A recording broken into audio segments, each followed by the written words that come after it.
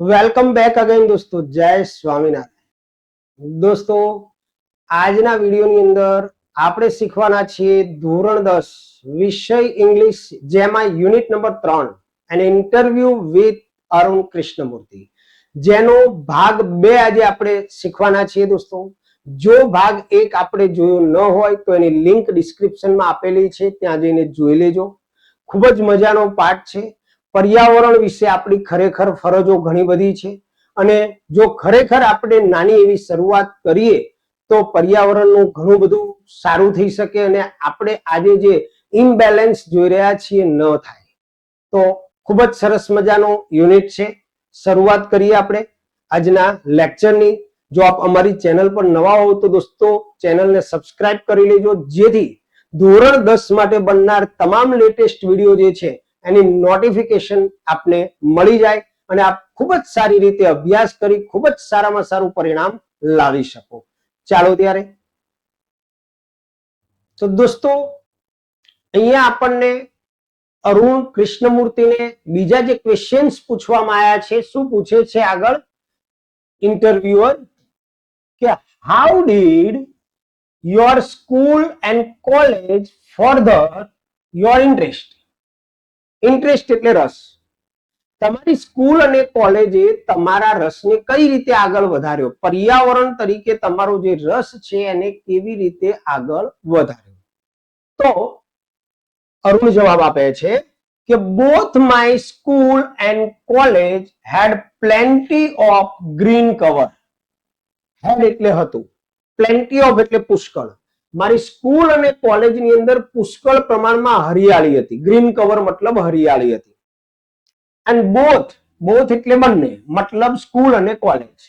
Both બંને જે છે home to several other life form, અન્ય પ્રકારના જે જીવો હતા અસંખ્ય, એનું એક ઘર હતું.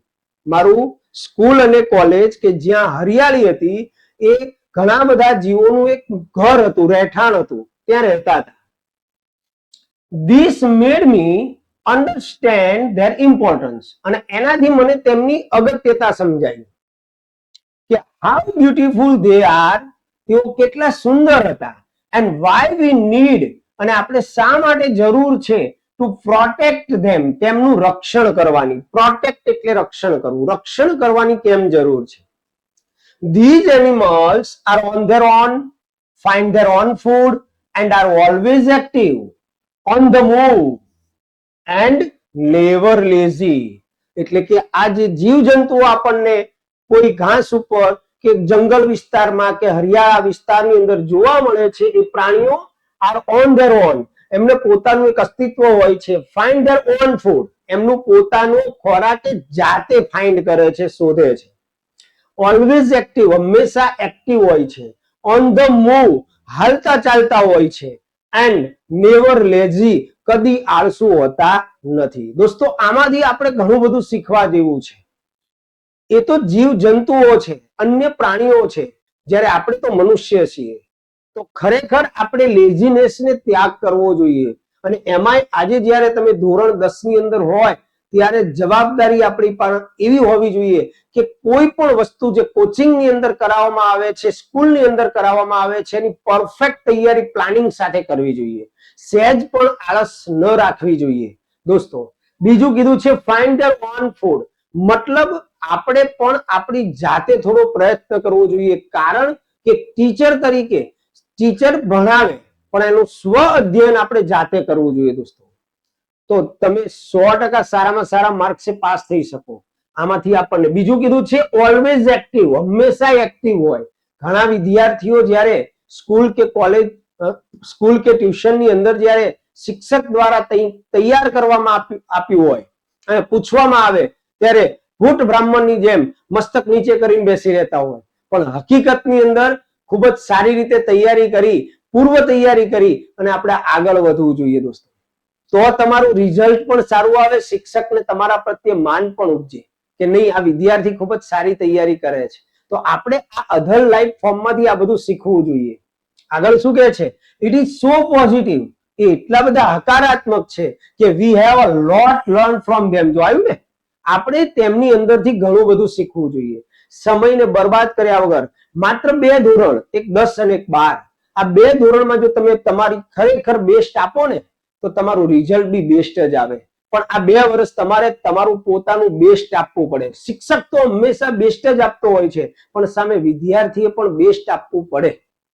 ચાલો ત્યારે એના ક્વેશ્ચન આન્સર તરફ જઈએ. 12 નંબરનો ક્વેશ્ચન છે, what did Arun realise from the green cover in his school and college?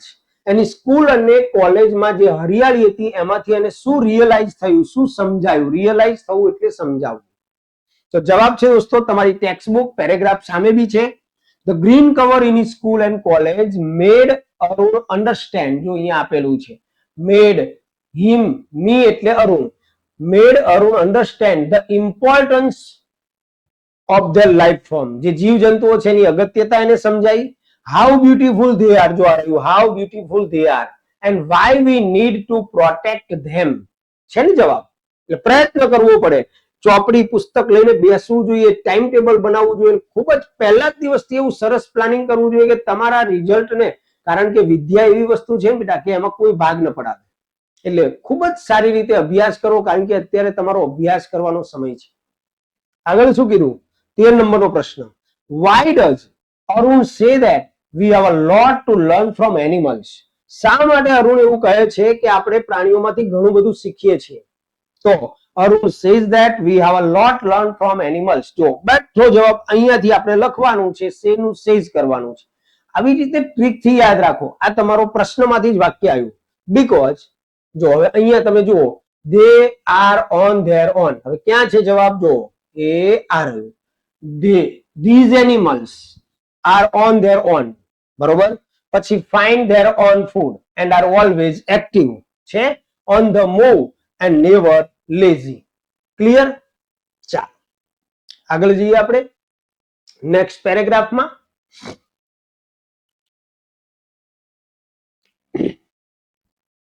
તો આ પેરેગ્રાફની અંદર છે કે did you feel any hesitation in ક્વિટિંગ? Quit એટલે છોડી દેવું. અ વેલ પેઇંગ જોબ.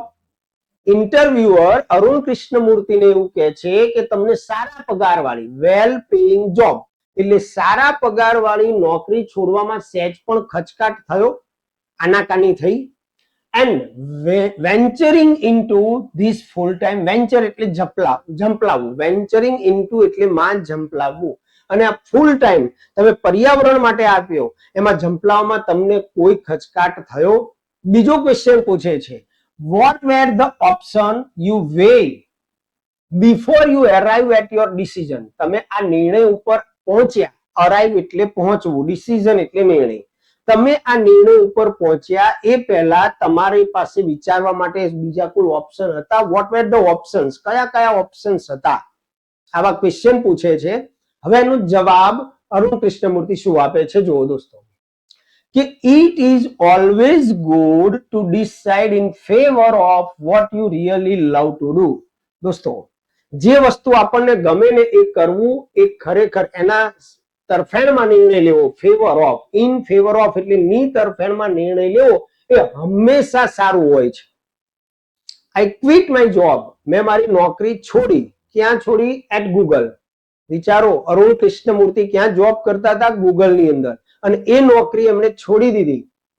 બટ પરંતુ આઈ સ્ટીલ, આજે સ્ટીલ એટલે હજુ પણ, કીપ ઇન ટચ વિથ એટલે કે ના સંપર્કમાં રહેવું, કીપ ઇન ટચ વિથ એટલે ના સંપર્કમાં રહેવું, માય ફ્રેન્ડ્સ ધેર મતલબ ગૂગલની અંદર જ્યાં જોબ કરતા હતા ત્યાં એમના જે કલીગ્સ હતા, સહકર્મચારીઓ હતા, ફ્રેન્ડ્સ હતા, એમના સંપર્કમાં આજે પણ છે.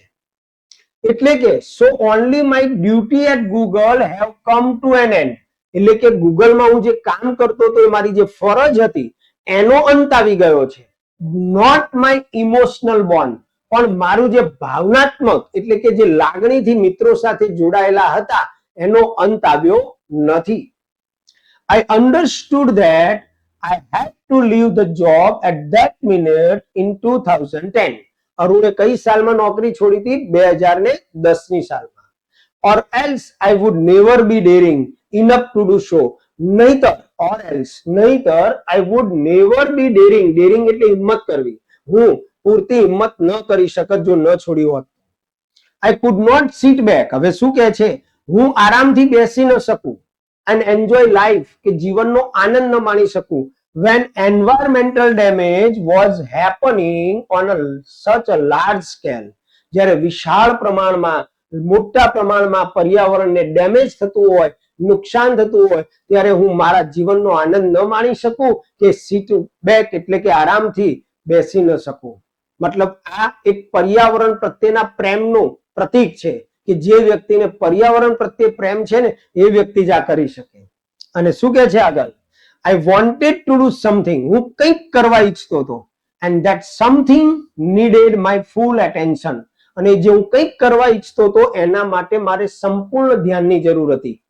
So I left Google for EFI. દોસ્તો ખરા ખોટામાં પૂછાય, ધ્યાન રાખજો કે Arun left Google for EFI મતલબ એન્વાયરમેન્ટાલિસ્ટ ફાઉન્ડેશન ઓફ ઇન્ડિયા નામની સંસ્થા માટે, પર્યાવરણ માટે એમણે ગૂગલ છોડ્યું હતું. બરોબર, ધ્યાન રાખજો. મતલબ જ્યારે કોઈ પણ વ્યક્તિ કંઈક કરવા ઈચ્છે છે ત્યારે એ બાબત પ્રત્યે એને ફૂલ અટેન્શન રહેવું પડે છે, પૂર્ણ ધ્યાન આપવું પડે છે, અને તો જ એ કાર્યની અંદર સફળ થઈ શકે છે. આપ પણ ધોરણ 10 માં છો તો આપ પણ જો ધોરણ 10 પ્રત્યે સંપૂર્ણ ફોકસ કરશો તો તમારું રિઝલ્ટ પણ આવું જ આવશે અને ખૂબ જ સારામાં સારું રિઝલ્ટ સાથે તમે પાસ થશો અને તમને રસ્તા મળતા જશે દોસ્તો આગળ. પણ એના માટે તમારે પે એટેન્શન, પૂર્ણ ધ્યાન આપવું પડશે. ઓકે, ચાલો ત્યારે એના ક્વેશ્ચન આન્સર તરફ જઈએ આપણે. તો એનો ક્વેશ્ચન છે, વોટ ઇઝ ઓલવેઝ ગુડ? પહેલી જ લાઈન દોસ્તો, તમારી ટેક્સ્ટ બુક ખોલો અને ટેક્સ્ટ બુકમાં જુઓ, પહેલી જ લાઈનમાં જવાબ આપેલો છે.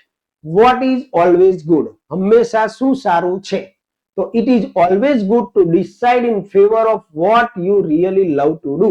તમને જે ગમે છે એ કાર્યના માટે નિર્ણય લેવો એ હંમેશા સારું જ હોય છે એની તરફેણમાં. Why does Arun say that? શા માટે અરુણ એવું કહે છે કે ઓનલી જ ડ્યુટીઝ એટ ગૂગલ હેવ, અહીંયા રહી ગયું છે, કમ ટુ એન એન્ડ. શા માટે અરુણ એવું કહે છે કે એમની જે ગૂગલની નોકરી હતી એમાં ફરજનો જ માત્ર અંત આવ્યો છે, એવું કેમ કહે છે? તો એનો જવાબ છે દોસ્તો કે Arun quit his job at Google. ગૂગલની એમણે નોકરી છોડી. But he is still in touch with his friend. તેમના ત્યાં જે મિત્રો હતા એમની જોડે કોન્ટેક્ટમાં હતા. સો હી સેઝ ધેટ, તેથી તે કહે છે કે બધું એમનું એમ, only his duties at Google have come to an end, not his emotional bond. તમારી ટેક્સ્ટ બુકમાં આપેલું છે. Next question, why did Arun quit his job? શા માટે અરુણે જોબ છોડી દીધી દોસ્તો? કારણ કે એ પર્યાવરણ માટે કંઈક કરવા ઈચ્છતા હતા અને એના માટે એમને પૂર્ણ ધ્યાનની જરૂર હતી. જુઓ દોસ્તો કે Arun did not want to sit back and enjoy life when environmental damage was happening on a large scale. જ્યારે વિશાળ પ્રમાણમાં, વધારે પ્રમાણમાં પર્યાવરણને ડેમેજ થતું હોય ત્યારે પોતે જિંદગીનો આનંદ ન માણી શકે કે આરામથી બેસી શકે એવું ઈચ્છતા નહોતા અને એટલા માટે so he quit his job to work to save the environment. પર્યાવરણને બચાવવાનું કામ કરવા માટે એમણે એમની નોકરી છોડી દીધી. આગળનો question, what is good for us according to Arun? જો દોસ્તો આ પ્રશ્ન અને આ પ્રશ્ન બે સેમ છે, ખાલી પદ્ધતિ અલગ અલગ છે. એનું રજૂઆત કે અરુણના મત મુજબ આપણા માટે શું સારું છે. તો એકોર્ડિંગ ટુ અરુણ આ લખવું પડે પહેલા. ઇટ ઇઝ ઓલવેઝ ગુડ જો અહીંયા આપેલું છે એનો એ જ જવાબ અહીંયા આપેલો છે. તો ઓકે, તો આ રીતે તમને ક્વેશ્ચન આન્સર ક્લિયર થયા.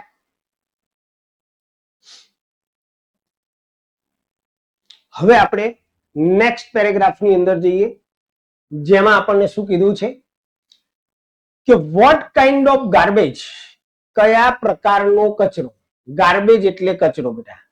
વોટ કાઇન્ડ એટલે પ્રકાર. કયા પ્રકારનો કચરો ડુ પીપલ થ્રો? લોકો ફેંકતા ઇનટુ વોટર બોડીઝ એટલે કે જળાશયની અંદર. How do you deal with the removal of this garbage? આ ગાર્બેજ, આ કચરાને દૂર કરવા તમે કઈ રીતે કાર્ય કરતા once you clean the water body. જ્યારે તમે જળાશયને સાફ કરો ત્યારે કઈ રીતે આ કચરાને દૂર કરતા હતા? દોસ્તો, આપણે બધા જ ગંદકી કરીએ છીએ, કારણ કે જે જળાશયોની અંદર ગંદકી થાય છે બધી આપણા ઘરોમાંથી જ આવે છે. જો શું કહે છે કે everything from a diaper to worn out sleeper we find everything in our lake. સરોવરોની અંદર ડાયપર એટલે બાળોતિયાથી લઈને worn out એટલે તૂટેલા સ્લીપર સુધીની તમામ વસ્તુઓ જળાશયની અંદર અમે જોતા. ઘણી બધી વસ્તુઓ, બોર્ડર ટોપ ટુ બોટમ આપી દીધું તમને. ઇટ ઇઝ સો ડિસ્ટર્બિંગ, અને આ ખરેખર ચિંતાજનક છે. જે જળાશયોની અંદર ડાયપરથી માંડી અને તૂટેલા જે સ્લીપર નાખવામાં આવે છે એ ખરેખર ખતરનાક છે, ચિંતાજનક છે. કેમ? Because it is water and water is the basis of life.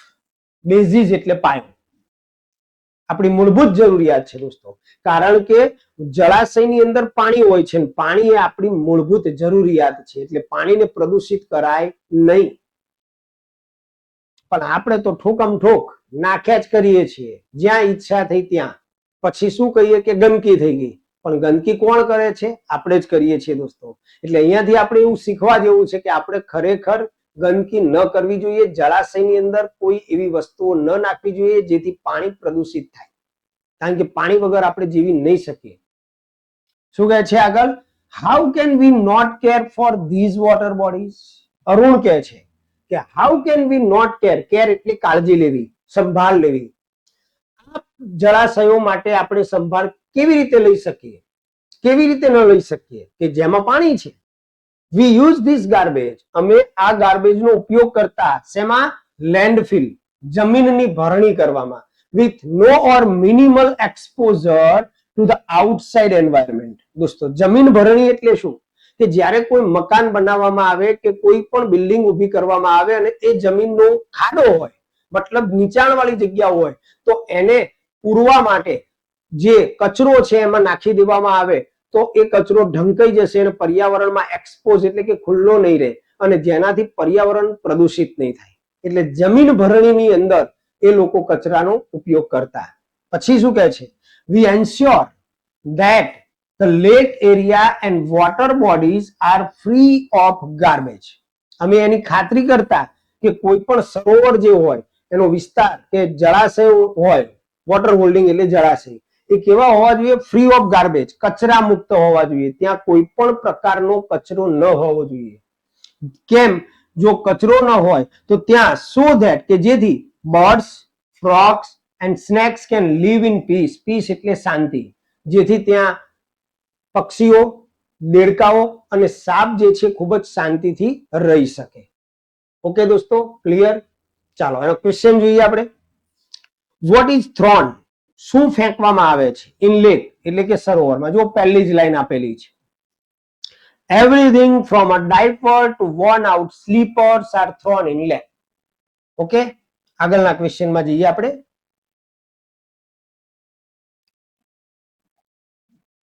why should we care? શા માટે આપણે કાળજી લેવી જોઈએ? ફોર વોટર બોડી, જળાશયોની કાળજી આપણે શા માટે લેવી જોઈએ? તો વી should care for water bodies. અહીંયાથી આવશે બેટા, આ શુડ જે છે વી શુડ આવી જશે. We should care for water bodies because water, અહીંયા ઇઝ લખવાનું રહી ગયું છે, water is the basis of life. કારણ કે પાણી એ જીવનની પાયાની જરૂરિયાત છે. Where is the garbage used? કચરાનો ઉપયોગ ક્યાં કરવામાં આવે છે? તો લેન્ડફિલમાં. The garbage is used for landfill with no or minimal અહીંયા લખવાનું રહી ગયું છે, exposure to outside environment, જેથી એ બહાર પર્યાવરણના બહારના ભાગમાં ખુલ્લો ના રહે. લાસ્ટ ક્વેશ્ચન છે પેરેગ્રાફનો. what do Arun and his team ensure? Arun અને એની ટીમ શું ખાતરી કરતી and why? શા માટે? તો છેલ્લી લાઈનમાં દોસ્તો તમારી ટેક્સ્ટ બુકની અંદર છે, જુઓ કે Arun and his team ensure that the lake area and water holdings are free of garbage, so that birds, frogs and snakes can live in peace. Okay,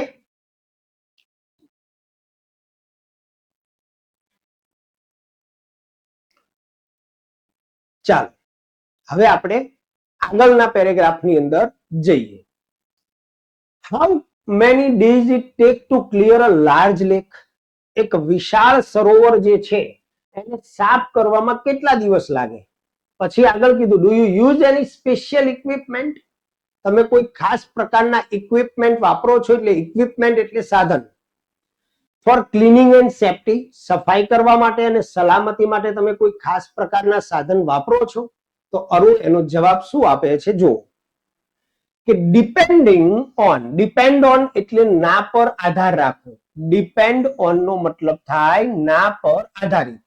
size એટલે કદ ઓફ ધ લેક એટલે કે સરોવરના કદ. And the amount of garbage. Amount of garbage એટલે કચરાનો જથ્થો કેટલો છે. આ બંને આધારિત it can take anywhere between 5 days and 3 months to complete clean a lake. સરોવરને સાફ કરવામાં 5 દિવસથી લઈને 3 મહિના સુધી જેટલો સમય લાગે. કોઈમાં 5 દિવસ લાગે. ઓછો કચરાનો જથ્થો હોય તો ઓછો સમય લાગે. સરોવરનું કદ વધારે હોય ને કચરો પણ વધારે હોય તો વધારે સમય લાગે. એટલે બે બાબતો ઉપર આધારિત છે આ સમય કેટલો લાગે. એક તો કચરાનો જથ્થો અને બીજું આપણને આપેલું છે સાઇઝ ઓફ ધ લેક એટલે કે સરોવરનું કદ. આગળ શું કહે છે? We have our tools. Tools એટલે સાધન. Like rack. રેક એટલે દાંતી એન્ડ સ્પેડ એટલે પાવડો. એટલે કે અમે સાધનોમાં કોનો ઉપયોગ કરીએ છીએ? તો દાંતી અને પાવડાનો. બરોબર. આગળનો ક્વેશ્ચન એમને પૂછવામાં આવે છે અરુણ કૃષ્ણમૂર્તિને કે what kind of protective gear. Protective gear એટલે સુરક્ષા માટેના સરંજામ એટલે કે સાધન. Do you use. તમે સુરક્ષા માટે કયા સાધનો વાપરો છો? Can you describe. ડિસ્ક્રાઇબ એટલે વર્ણન કરવું. The cleaning process. બ્રીફલી એટલે ટૂંકમાં. તમે ટૂંકમાં સફાઈની પ્રક્રિયાનું વર્ણન કરી આપશો? તો એનો જવાબ અરુણ આપે છે કે વી વિયર. અમે પહેરીએ છીએ નોઝ માસ્ક મતલબ નાકે પહેરવાનું માસ્ક. સેનિટરી ગ્લોવ્સ હાથમાં પહેરવાના રબરના મોજા. And carry rack. રેક એટલે દાંતી અને સ્પેડ એટલે પાવડાનો ઉપયોગ કરીએ છીએ. વિથ વીચ કે જેના વડે મતલબ દાંતી અને પાવડા વડે અમે શું કરીએ છીએ? વી કલેક્ટ ધ ગાર્બેજ. અમે કચરો જે છે એને કલેક્ટ કરીએ છીએ, ભેગો કરીએ છીએ. પછી શું કરીએ છીએ? ડમ્પ એટલે ઠાલવીએ છીએ. ઈટ એટલે કચરાને ઇન્ટુ કલેક્શન બકેટ. બકેટ એટલે ડોલ. ડોલની અંદર અમે કચરાને કલેક્શન કરીએ છીએ, ભેગો કરીએ છીએ. Which are taken. પછી એ ડોલને લઈ જવામાં આવે છે. ક્યાં? To the garbage truck. મોટી જે ટ્રક હોય કચરો ભરવાની એની અંદર એ ડોલ દ્વારા કચરાને નાખી દઈએ છીએ. We also use heavy machinery. હવે હેવી મશીનરીનો પણ આ લોકો ઉપયોગ કરે છે. કયા? તો કે like earth movers and Poclain. આ બે સાધનો યાદ રાખજો, પ્રશ્નમાં આવી શકે. અર્થ મૂવર એટલે કે જેસીબી અને પોકલેન આ બે સાધનોનો ઉપયોગ કરે છે ટુ ડિસિલ્ટ ધ લેક. સરોવરને ડિસિલ્ટ કરવા, સાફ કરવા. And clear the weed. Weed એટલે ઘાસ, વૃક્ષો, ઝાડવા. એને સાફ કરવા માટે. સ્ક્રબ એટલે ઘાસ થશે. ધેટ આર હાર્મફુલ કે જે પાણી માટે નુકસાનકારક છે, જળાશય માટે નુકસાનકારક હોય છે, એનો અમે ઉપયોગ કરીએ છીએ. ઓકે, ચાલો હવે આના ક્વેશ્ચન તરફ જઈએ. તમારી ટેક્સ્ટ બુકને ખુલ્લી કરી દો અને પ્રશ્નને બરોબર સમજવાનો પ્રયત્ન કરો. પહેલો ક્વેશ્ચન આપણને આપેલો છે કે which tools do they use? તે કયા ટૂલ્સનો ઉપયોગ કરે છે? તો રેક એન્ડ સ્પેડ.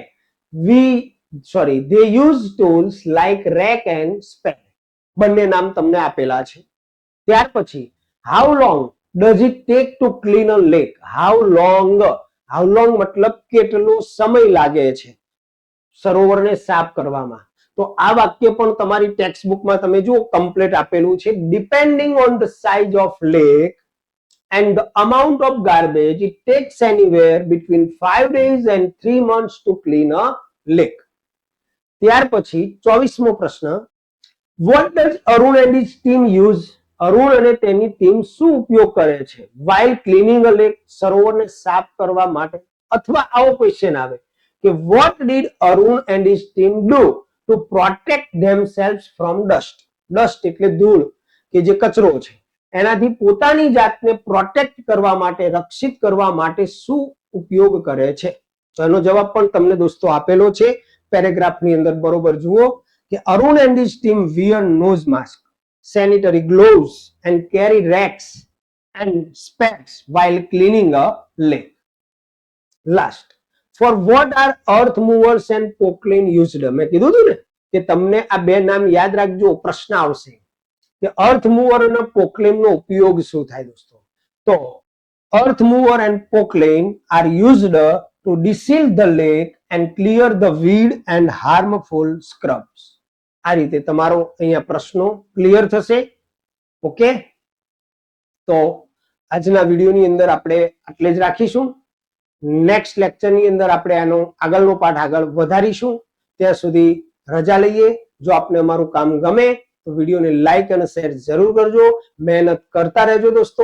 અંગ્રેજીની અંદર ગ્રામર, ટેક્સ બધું જ ખૂબ જ સરસ રીતે એસે ટોટલી વસ્તુ તમને કરાવવામાં આવશે, બી ફ્રી ઓફ ચાર્જ.